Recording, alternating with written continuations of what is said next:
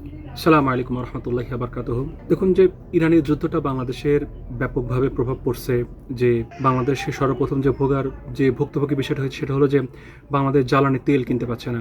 বাংলাদেশ জ্বালানি তেল স্বাভাবিকভাবে আসছে না। হরমুজ প্রণালী বন্ধ করে দেওয়ার কারণে নানাবিধ সমস্যার মধ্যে পড়তে হচ্ছে। এর মতো অবস্থা আসলে এই যুদ্ধ আমাদের জীবনযাপনকে অত্যন্ত কঠিন করে তুলেছে। দেখুন, সর্বশেষ তথ্য হলো যে ইরান বলছে যে যুক্তরাষ্ট্র অর্থাৎ আমেরিকা যে যে যুদ্ধটা তারা শুরু করেছে সেই যুদ্ধ থেকে তারা আসলে সম্মানজনকভাবে বের হয়ে যাওয়ার একটা চেষ্টা করছে, যেটাকে আসলে মানে হেরে যাতে মিডিয়া এমনি বলছে যে আমেরিকা হেরে গেছে, যদিও ক্ষতির পরিমাণ বিবেচনা করি যে স্কুল ধ্বংস, হাসপাতাল ধ্বংস, গবেষণাগার ধ্বংস ইত্যাদি ইত্যাদি ইত্যাদি ধ্বংসের ব্যাপারটা যদি বলা হয় তাহলে ইরানের ব্যাপক ধ্বংস আমেরিকা করেছে, ইসরায়েল করেছে। কিন্তু কথা হলো যে মানে সম্মান ধ্বংস কার হয়েছে এটা যদি বলা যায় তাহলে আসলে বলা যায় যে আমেরিকার সম্মান ধ্বংস হয়েছে। কারণ যে আমেরিকা ইসরায়েলের দিকে মানুষ তাকাতেই সাহস পেত না, সেখানে ইরান রীতিমতো তাদেরকে একেবারে ধোয়া তুলে ফেলেছে। তাদেরকে মিসাইল মেরেছে, ড্রোন মেরেছে, তাদের বিভিন্ন ধরনের সম্পদ নষ্ট করেছে, তাদের জাহাজে আক্রমণ করেছে, তাদের বিভিন্ন ঘাঁটিতে আক্রমণ করেছে, যা গোটা পৃথিবী কখনো কল্পনাই করতো না যে আমেরিকার ঘাঁটিতে আক্রমণ করবে কোনো রাষ্ট্র। এটা যেন পৃথিবীর কল্পনার বাইরে ছিল। এই যে সমস্ত পৃথিবীর কল্পনার বাইরে গিয়ে একটি ঘটনা ইরান ঘটিয়েছে, এটাই ইরানের বিজয় হিসেবে দেখছে সারা পৃথিবীর মানুষ। আবার এদিকে পাকিস্তানে ইসলামাবাদের সাথে ইরানের যে আমেরিকা এবং ইরানের যে দ্বিতীয় দফা শান্তি আলোচনার যে বিষয়টা, পাকিস্তান বলছে যে আমরা আলোচনা করাতে প্রস্তুত, আমেরিকা বলছে আমরাও আলোচনায় বসতে প্রস্তুত, কিন্তু ইরান বলছে যে না, আমরা আসলে আলোচনা করব না।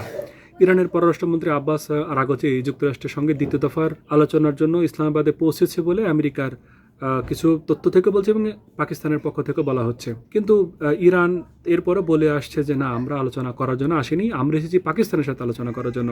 এরপরে আবার মিশর বলছে যে ইরান যুক্তরাষ্ট্রের আলোচনা একটি স্থায়ী যুদ্ধবিরতি আশা করছে মিশর। শুধু এই আশাটা মিশরের না, এই আশাটা আমাদেরও, বাংলাদেশেরও। কারণ আমরা কি পরিমাণ ভুক্তভোগী হচ্ছি, কি পরিমাণ বিদ্যুতে বিভ্রাট হচ্ছে তেলের কারণে, আপনারা তো সরাসরি বুঝতে পারছেন।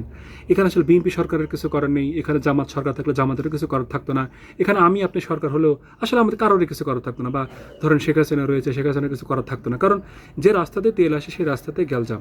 তো তেল ঠিক না আসার কারণে এটা হচ্ছে না, এটা ঠিকমতো বাংলাদেশে তেল পৌঁছাচ্ছে না, ফলে বাংলাদেশে বিদ্যুৎ উৎপাদন ঠিকমতো হচ্ছে না। তো গোটা পৃথিবী আজ তেলের উপর নির্ভরশীল। যত প্লাস্টিক তৈরি, যত অ্যালুমিনিয়াম তৈরি, যত যানবাহন চলার জন্য তেল, সব কিছু তেল থেকে, সব কিছু। এই জন্য বিদ্যুৎ উৎপাদন তেল থেকে। তো এই যে বিভ্রাট তেলের জন্য যে গোটা পৃথিবী আজ অশান্তির মধ্যে পড়ে গেছে, এই জন্য যারা নামাজ কালাম নিয়মিত পড়েন এবং যারা নামাজ কালাম পড়েন না, যারা নামাজ কালাম পড়তে থাকুন, আর যারা পড়েন তারাও এই আল্লাহ তাআলার কাছে ফরিয়াদ করতে থাকুন, আল্লাহ গোটা পৃথিবী শান্তি এনে দেন, গোটা পৃথিবীতে শান্তি এনে দেন।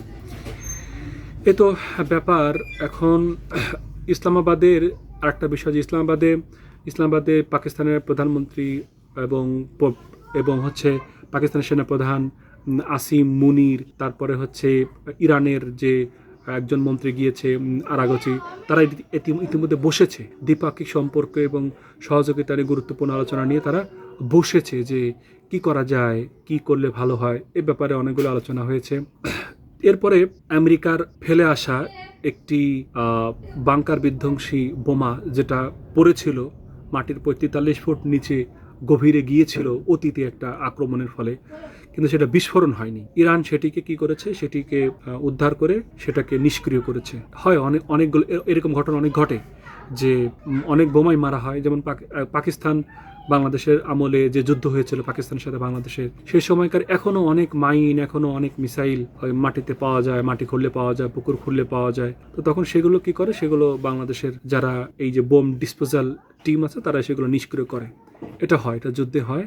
তো আমেরিকার এরকম একটা বোমা যেটি ৪৩ ফুট নিচে অবিস্ফোরিত অবস্থায় ছিল, সেটি ইরান সেটা নিষ্ক্রিয় করেছে। তো এই ছিল আসলে ইরান, ইসরায়েল এবং আমেরিকার যুদ্ধের পরিস্থিতি, এবং পাকিস্তানি যুদ্ধে ব্যাপক গুরুত্বপূর্ণ ভূমিকা রাখছে, এবং আমরা দোয়া করতেছি যেন এই যুদ্ধ অচিরে থেমে যায়। তা না হলে এই যে ভুগতেছি বিদ্যুতের কারণ, এটা কিন্তু ইরান যুদ্ধের কারণ। অযথা এই সরকার সেই সরকারকে গালাগালি করে কোনো লাভ নেই, এটা আসলে ইরান যুদ্ধের কারণ।